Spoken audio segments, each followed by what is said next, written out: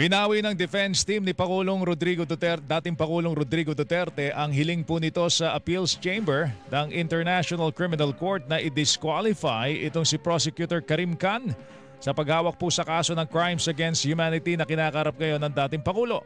Sa ulat po ng GMA News Online, sinabi ni Attorney Nicholas Kaufman, lead counsel nitong si dating Pangulong Duterte, walang malinaw na rason para pagdudahan ang hindi pagiging patas ng prosecutor.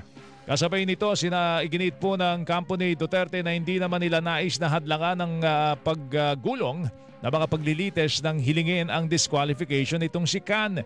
Paliwanag po ni Kaufman na alarma lamang sila dahil sa anyay conflict of interest ng hindi bahagi o naging bahagi itong si Khan ng legal team na umano'y biktima ho ng drug war sa ilalim po ng Administrasyong Duterte.